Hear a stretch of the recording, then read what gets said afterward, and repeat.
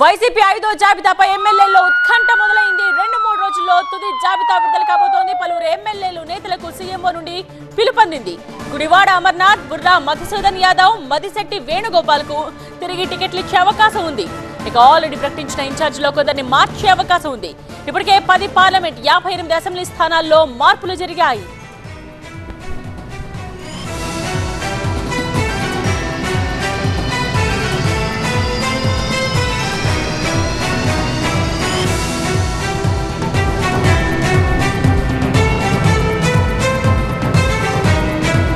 మా ప్రతినిధి హసీనా లైవ్ లో సిద్ధంగా ఉన్నారు. దీనికి సంబంధించిన లేటెస్ట్ అప్డేట్స్ తో హసీనా, 5వ లిస్ట్ లో ఎటువంటి మార్పులు చేర్పులు ఉండబోతున్నాయి, ఎటువంటి చర్చ జరుగుతోంది?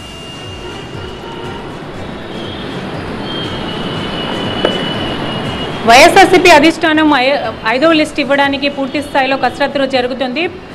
ప్రధానంగా మనం చూసుకుంటే ఇప్పటి వరకు ఆల్రెడీ 10 మంది ఎంపీలు కేటాయించారు. ఆ తర్వాత మిగతా మొత్తం ఇప్పటి వరకు వచ్చిన లిస్ట్ ఒకసారి చూసుకుంటే 68 మందికి సంబంధించి పూర్తి స్థాయి లిస్ట్ ఇవ్వడం జరిగింది. అయితే ఇందులోన ప్రధానంగా 10 మంది ఎంపీలు ఉన్నారు. మిగతా వాళ్ళంతా కూడా నియోజకవర్గ ఇన్ఛార్జీలుగా ఉన్నారు. సో 5వ లిస్టు, ఫైనల్ లిస్టు ఈ సాటర్డే రోజు వచ్చే అవకాశం కనిపిస్తుంది. ఇందులో ప్రధానంగా ఎంపీలు కొత్తగా ఎవరెవరైతే ఉన్నారో వాళ్ళ పేర్లు కూడా విడుదల చేసే అవకాశం కనిపిస్తుంది. ఒక 10 నుంచి 11 వరకు నియోజకవర్గ ఇన్ఛార్జీలకు సంబంధించి కూడా లిస్టు వచ్చే అవకాశం ఉంది.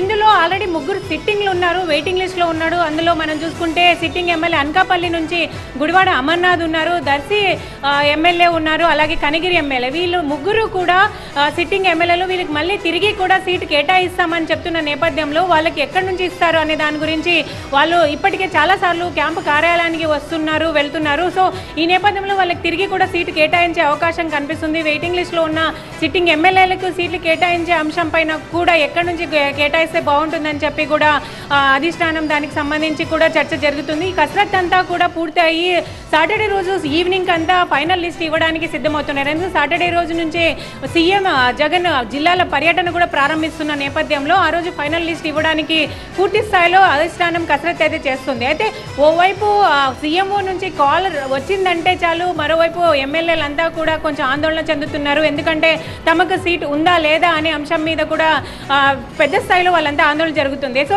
మొత్తం మీద అసంతృప్తుల సంఖ్య ఓవైపు పెరుగుతున్నారు, కొంతమంది పార్టీని వీడుతున్నారు. నిన్న మనం చూసాము ఎంపీ లావు కృష్ణదేవరావు పార్టీని వీడి రాజీనామా చేశారు. ఇప్పటికే 4 ఎమ్మెల్యేలు పార్టీకి రాజీనామా చేయడం జరిగింది, 2 ఎంపీలు పార్టీ నుంచి వెళ్ళిపోవడం జరిగింది.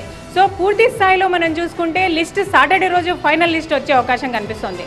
రైట్ హసీనా.